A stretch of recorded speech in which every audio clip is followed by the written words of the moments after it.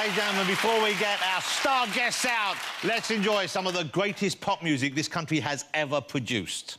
Oh, what fun we had, but at that time it seemed so bad, trying different ways to make it through the day. Our house in the middle of our street. Our house in the middle of our... Welcome to the house of fun. Now I've come of age. Welcome to the house of fun. It must be love, love, love. Must be love, love, love. Nothing more, nothing less. Love is the best. The whole band is here, of course, but first, joining me for a quick chat, it's Suggs and Chaz for Madness.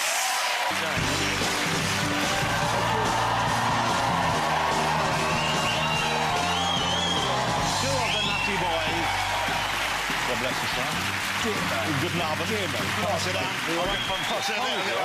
OK, I'm passing. Wow, congratulations on being around for so long. The huge success, remarkable. Who'd have thought it? Who'd have thought when you formed the band, when was it, 76? 76, yeah. Around that time, yes. It's funny hearing Kimberley saying it's very hard to remember those old songs from 5 years ago. You played at the Olympics, OK, the closing ceremony of the Olympics, and also you played at Buckingham Palace for the Jubilee celebrations. You played on the roof. That must have been quite something, you know, for a bunch of kids from North London who are, you know, I know some of you have had your run-ins with various of Her Majesty's different arms. Okay? They want pictures with us now. Yeah, and now they're saying now you can come and actually climb on the roof, and I would have thought, you know, that's probably taking a risk with some of your form. Tom tried to get the ledge, yeah. Tom, he likes to get the ledge. That must have been quite something, wasn't it? How did that feel? How did it come about?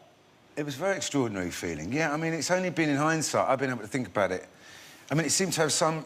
I mean, it had a huge impact playing on the roof of Buckingham Palace, for sure.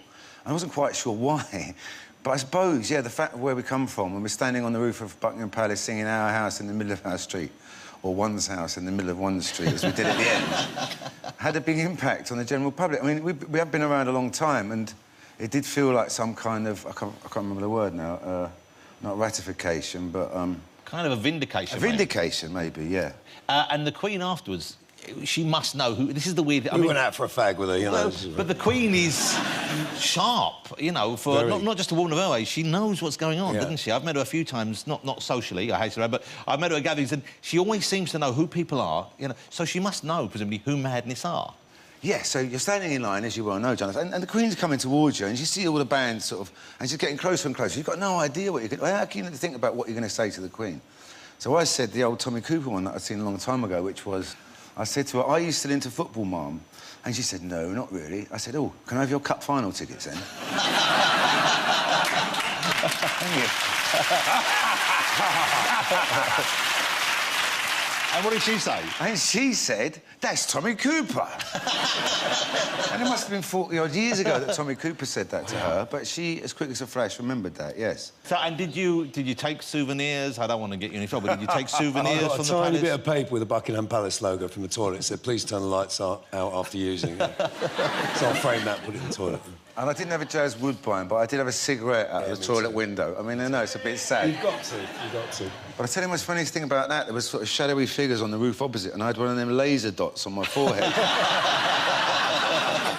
And so the album, the new album, this is new material, OK? And one of the songs has a kind of reprise in it, doesn't it? It's kind of got the feel of the man is called Wee Wee See See Ya Ya Da Da. It is indeed. So it's all the different ways of saying yes. And the artwork is by the great Peter Blake, who did Sgt. Pepper's and many other albums since then. We actually played his 80th birthday last year, which was really nice. Wow.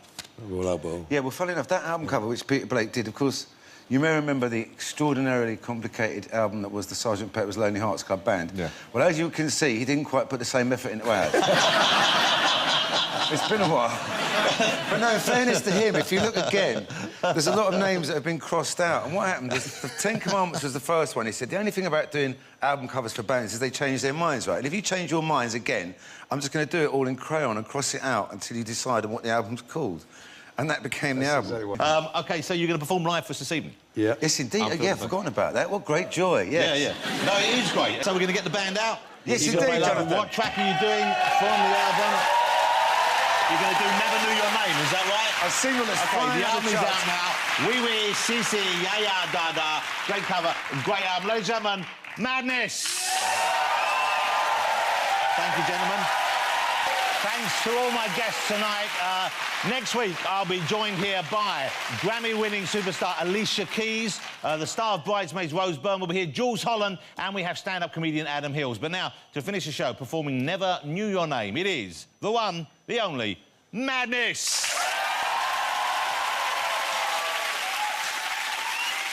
It was very late in the discotheque and I was feeling blue, like I sometimes do.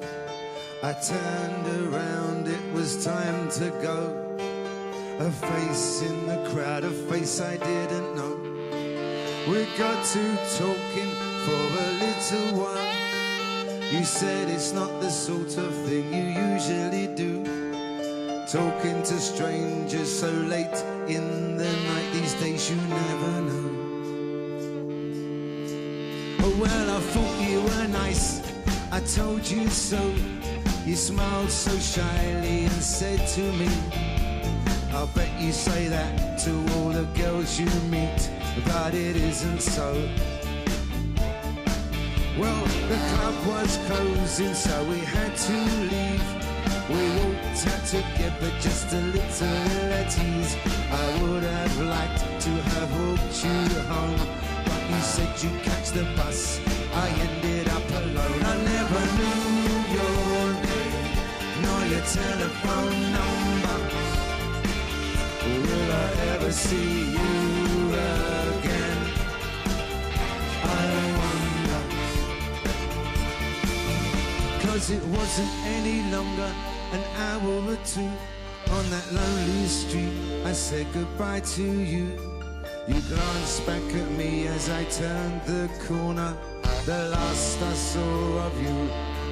Oh, I wanted to call out your name, but stupid pride and idiot shame, I hesitated, scared of playing the fool, so you walked away from Mr. Cool.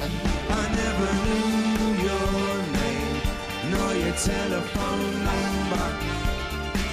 Or will I ever see you again? I wonder. No, I never knew your name, nor your telephone number. Or will I ever see you again? Oh, girl, I wonder. 'Cause it was very late in that discotheque and I was feeling blue, like I sometimes do. I thought you were nice, I told you so, but I ended up alone. No, I never knew your name, nor your telephone number. But will I ever see you again? Oh, girl, I wonder. 'Cause it was very late in that discotheque, I was feeling blue, like I always do. I turned around, it was time to go. Oh.